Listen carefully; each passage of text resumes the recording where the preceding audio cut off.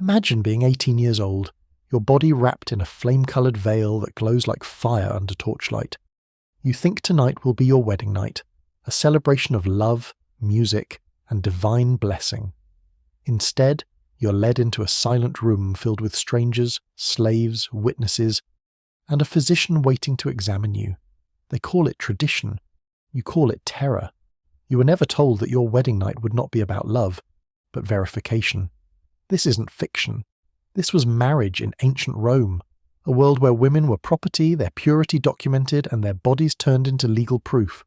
Tonight, we uncover a ritual so disturbing that even Roman historians refuse to write about it directly, a ceremony early Christians tried to erase from memory itself, but fragments survived. And through them, we can reconstruct what happened to one young bride, Livia Tersa, on the night Rome hoped the world would forget. Before we begin, make sure you subscribe, because the story you're about to hear isn't the version they taught you in school. This is the truth they buried, the history they never wanted you to question. So stay till the end, because what you're about to learn will change the way you see power forever. And when that moment comes, the moment that unsettles you most, tell me in the comments where you're watching from. The day began almost dreamlike. Livia Tersa, barely 18, stood in her home as her mother and servants carefully arranged every detail. Her veil, a flame-coloured flammeum, glowed like fire under the morning sun, marking her unmistakably as a bride. Her hair had been parted at dawn with a spearhead and braided into 6 precise strands, each secured with woolen ribbons. Every gesture followed centuries of ancestral practice, every fold and twist of her garments carrying weight beyond beauty or elegance. Her mother's hands trembled as she worked, brushing loose strands, adjusting the veil. Tears threatened to fall, but she forced them back, whispering only fragments of advice. Do not resist. Whatever they ask of you, do not resist. Livia didn't fully understand, but the urgency in her mother's voice lingered like a shadow. The saffron veil, the wool ribbons, the ceremonial combing, all seemed normal to an outsider, yet beneath the surface an unspoken dread threaded every motion. The wedding procession to the temple was alive with colour, song and ritual. Musicians played, and the air smelled of incense and crushed petals. Priests oversaw the ceremonial sacrifices, interpreting favourable omens from the entrails of sheep. Livia's father recited the ancient formula, transferring her from his legal authority into that of her new husband, Marcus Petronius Rufus, a wealthy grain merchant 25 years her senior. Livia repeated her vow, "Up to Gassigo, where you are gas I'm Gia," words generations of brides had whispered before her, declaring that she no longer belonged to herself. Even at this early stage, Roman law had already begun its work. While she'd met Marcus only 3 times, the ceremony marked the legal start of her marriage. Yet the public spectacle, the sacrifices, the vows, were only the beginning. The real binding moment awaited behind the walls of her husband's home, far from the songs and cheers of the city, where the legal and physical verification would take place. As the procession moved through Rome, torchlight flickering in the dusk, the streets erupted with the crude, explicit verses of the Festive songs. Young men shouted suggestions and jokes, some lewd, some mocking. Walnuts were scattered at her feet, a fertility blessing to amuse the gods and ward off evil, scraping against her skin, leaving a sting that felt more like ridicule than protection. Livia burned behind her veil, cheeks flushing with humiliation. Her mother's earlier warning replayed in her mind, a quiet echo amid the loud songs. Do not resist. Every step toward Marcus's house deepened her understanding of her powerlessness. Tradition required her husband to lift her over the threshold, a gesture meant to prevent the omen of stumbling. Yet the act carried older meaning, a remnant from a time when brides entered their husbands' homes unwillingly, as property transferred by force. By the time the door closed behind her, the songs outside muffled into distant echoes, and the true nature of the evening began to reveal itself. Inside Marcus's house, the space felt smaller, charged with expectation. The atrium was filled with figures she had not agreed to meet. An elderly woman in ceremonial robes, the pronuba, presided over the ritual. A priest of unclear affiliation stood nearby, silent but watchful. 3 female slaves held basins of water and cloths, ready to serve their purpose. And in the corner, partly hidden beneath a draped linen cover, stood a wooden structure nearly 4 feet tall. The pronuba approached Livia, clasping her hands firmly. "Welcome to your husband's house," she said. Her grip allowed no escape, no hesitation. The sacred rites must now be completed. Livia realized she had entered a world where witnesses would observe everything, where every gesture and action was a step in a legal and ritualistic verification of her body, her submission, her worth as a Roman wife. Few writers spoke honestly of what Roman marriage truly entailed. It was not romantic, nor was it sentimental. It was transaction and verification. Women passed fully into the legal control of their husbands, a status called manu, granting the husband the same authority over the bride as over his slaves. Even the right to judge life and death rested in his hands. By Livia's time, laws had softened slightly. Women could own property, divorce was possible, and some powers of paternal authority had been curtailed. Yet at the foundation remained the same principle. The marriage could not exist legally or socially until consummation was completed, verified, witnessed, and documented. The rituals, invisible to outsiders, ensured that this transfer of authority and the bride's virginity were confirmed. Livia stood trembling beside the covered wooden figure, the pronuba holding her arm, guiding her toward what she did not yet fully understand. This figure, she would soon learn, was not mere decoration. It represented Mutinous Teutonus, a god of initiation and fertility whose presence was central to the ritual. Ancient authors barely mentioned him, and later Christian writers condemned the rite or tried to erase it from memory. But for Livia, the knowledge of what awaited beneath that cloth, the consequences of resistance, and the eyes of witnesses waiting silently, were immediate and undeniable. She realized that her wedding night, the night promised as a celebration, was in fact a process of legal and ritual verification. Every step, every gesture, and every element of tradition was designed to ensure the transfer of her body, her obedience, and her legitimacy as a Roman wife. The veil she wore now, once a symbol of beauty and honor, also became a shroud of inevitability. Every step forward carried the weight of history, law, and unspoken expectation. And as the torchlight flickered across the atrium, Livia Tirsa understood the terrifying truth. Tonight, she would not be a bride, she would be verified. Roman marriage was a machine built on precision, a ritual disguised as affection, a contract hidden beneath flowers and song. For Rome, everything that existed had to be defined, recorded, and verified. Love was irrelevant. The law was what mattered. Under Manus, a woman passed entirely into her husband's legal control. She became part of his household, not by affection, but by decree. He could sell her dowry, annul her contracts, even decide her fate in matters of life and death. Marriage wasn't union, it was ownership with ceremony. Livia Tirsa stood in the atrium of her new husband's house, trembling under the saffron glow of the torches. Around her were the witnesses, her husband Marcus, the pronuba, a priest, slaves, and the silent physician. None of them looked at her with empathy. Their eyes held the indifference of bureaucrats fulfilling duty. The pronuba's voice broke the silence. "Do not fear, child," she said, though her tone carried no comfort. "What happens tonight is the way of our ancestors. Every Roman wife has walked this path." Livia wanted to believe that, to imagine the generations before her had endured this and survived. But something about the stillness in the room felt wrong, hollow, rehearsed. The air itself seemed thick with memory. The pronuba continued, her grip tightening around Livia's arm. "You stand between two gods, Juno, who blesses marriage, and Teutonus, who ensures fertility. To please them both, the rites must be completed as law requires."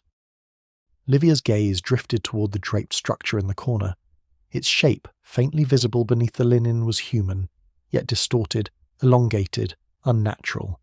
She could not have known that what lay beneath would haunt every thought for the rest of her life. The pronuba led Livia closer to the veiled figure. The torches crackled, shadows flickered across the walls like restless spirits.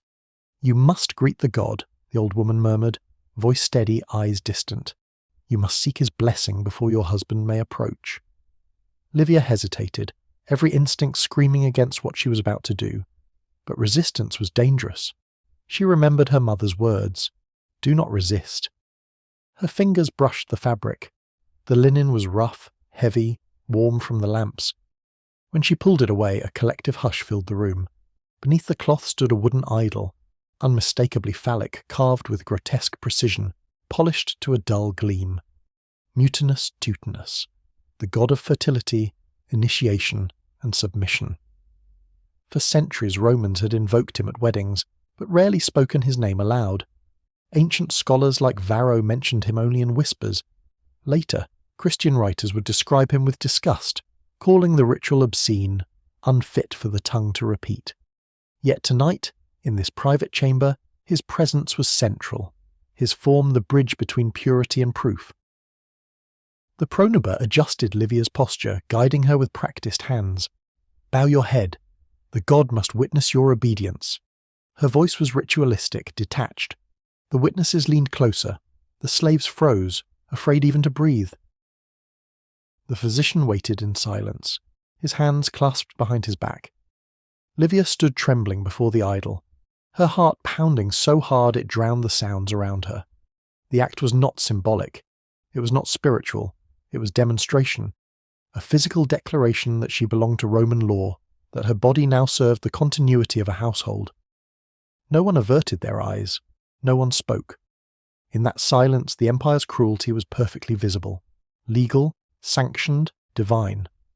When the ritual ended, the pronuba motioned to the slaves. They stepped forward, carrying bowls of warm, scented water, murmuring prayers of purification as they washed her trembling hands and arms. It was meant to symbolize cleansing, but Livia quickly realized it served another purpose. The physician approached. His expression remained fixed, detached, mechanical. He carried a wax tablet and a stylus. "This is the second examination," he said quietly, his tone professional, almost bored. "The record must be complete." Livia froze. The first examination had taken place before the ceremony, when her virginity had been verified by midwives and recorded as proof of her purity. This second one, performed after the ritual of Teutonus, would confirm that she had been made ready. The pronuba stood by, watching like a custodian of law. The witnesses turned slightly away, but none left the room. This was all part of the contract, the documentation of a body now defined by ownership. To Roman logic, nothing about this was shameful. It was legal, proper, necessary. Without verification, no marriage existed. Without witnesses, no union could be defended in court. A woman's body was property, and property required inspection. When the physician finished, he sealed his tablet, nodded, and stepped back. "The bride is prepared," he said to Marcus. Livia felt her heart sink. Prepared. A single word that transformed her from daughter to wife, from person to possession. The pronuba turned to her husband. "The god has witnessed. The signs are favourable. You may proceed to the bedchamber." Livia stood motionless, her mind spinning between disbelief and dread. Every sound, every shadow, every breath in the room felt heavy with finality. And somewhere deep inside, beneath the fear, a realization began to form. That Rome's true gods were not carved in wood or stone. They were written in law. The bedchamber was prepared exactly as tradition demanded. Oil lamps burned steadily, casting a golden, almost cruel light across the room. Every detail had been arranged with precision. The bed positioned so that it could be seen from the doorway, slaves standing ready to assist afterward, ceremonial objects in place. Nothing was accidental. Every element served the ritual. Every shadow bore witness. Livia Tursa's heart pounded violently. She had crossed thresholds before, observed rituals and prayers, sung in temples, participated in public ceremonies. But this was different.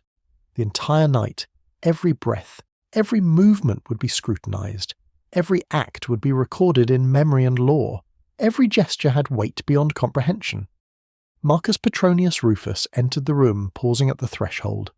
His face was not the mask of dominance Livia had imagined. There was hesitation, unease. Even he, a man born into privilege, understood the gravity of what was expected. He glanced quickly at the pronuba, as if seeking instruction, and then toward the bed. The pronuba's eyes were steady, unsparing. "Proceed as the gods demand," she instructed, her voice formal, commanding. "The bride is ready. Witnesses observe. The law is fulfilled through action." Livia stepped forward, her hands trembling, her body aware of every eye in the room, the pronuba, the physician, the slaves, and her husband. The veil she wore felt heavier than ever, a symbol of both honour and captivity. She understood now that her marriage was not about affection or desire. It was about demonstration, verification, control. Every movement toward the bed was rehearsed in the logic of the law. Nothing was left to chance. Livia's fear, humiliation, and powerlessness were irrelevant. What mattered was that the ritual, designed to transfer authority and verify legitimacy, be carried out perfectly. The room fell into silence, punctuated only by the subtle creak of the bed and the distant flicker of oil lamps. The pronuba guided Livia into the correct posture, adjusting her carefully, ensuring the proper alignment that adhered to centuries-old custom. Marcus approached, his unease growing with each step. There was no intimacy here, no tenderness, only obligation. Every part of the ceremony existed for documentation, for the legal record that a woman had moved from daughter to wife, that her body had been verified in full accordance with Roman law. The physician observed, tablet in hand, ready to record any physical evidence of consummation.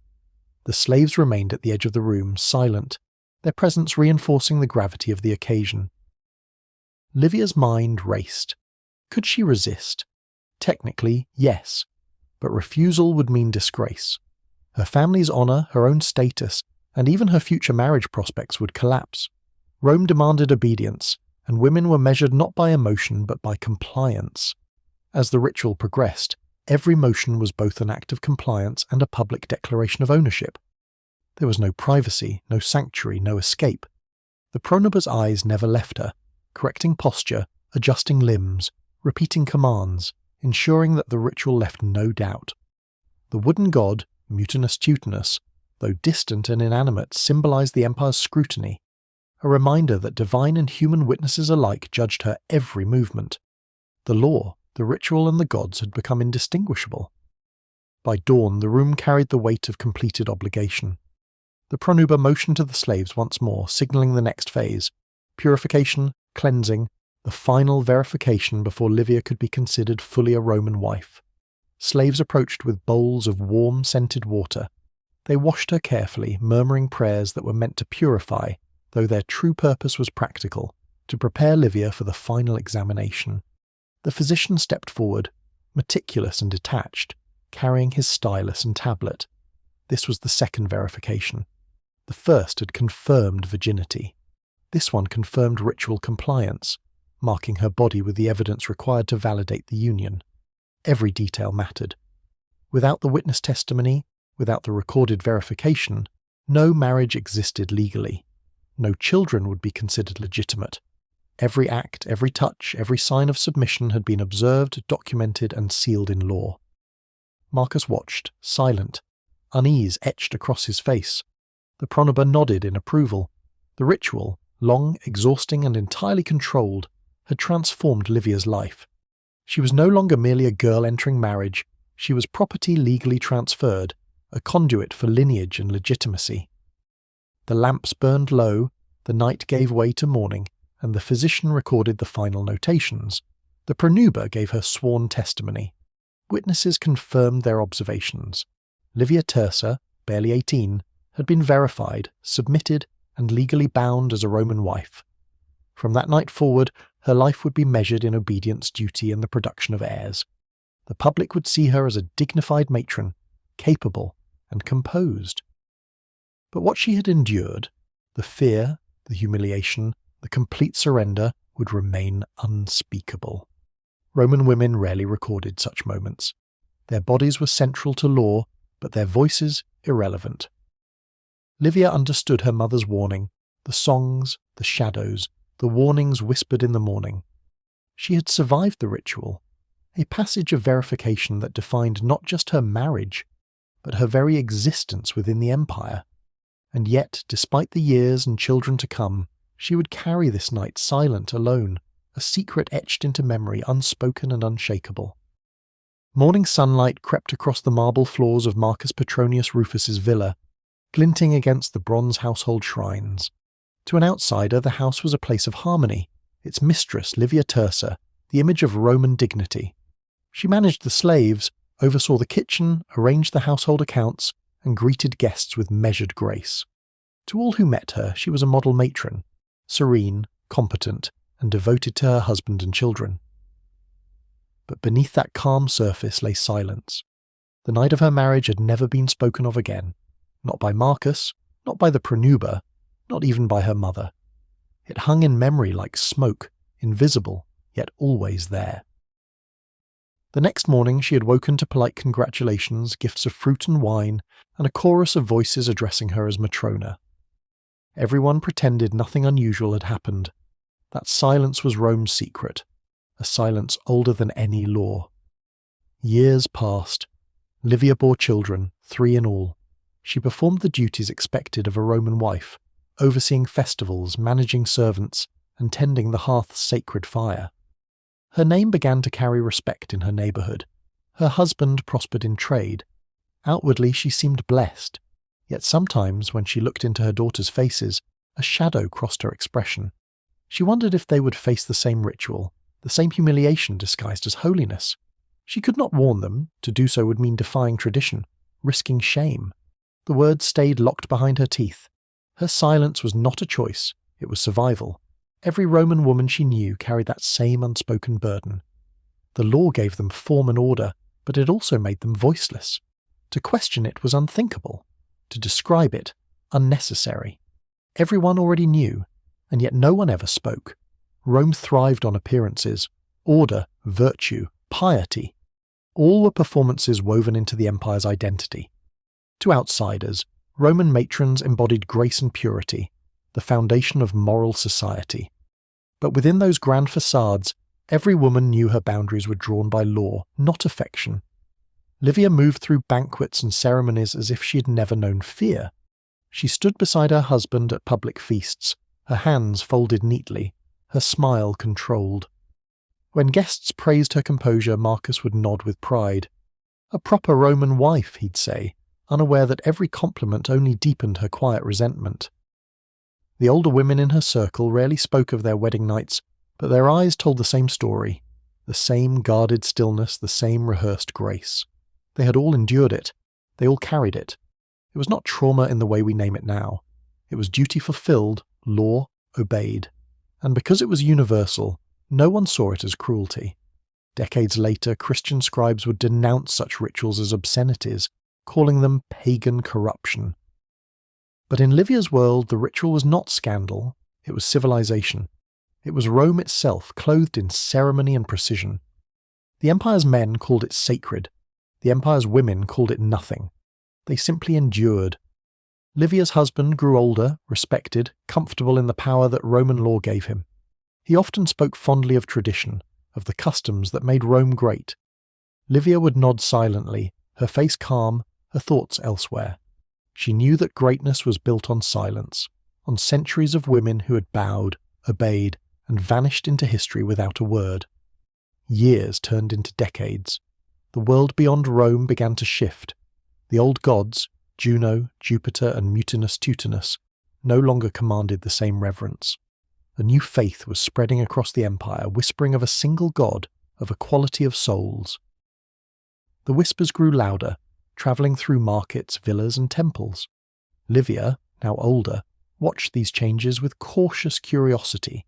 Her children's generation spoke of humility, of compassion, of marriage as a union of spirits rather than property.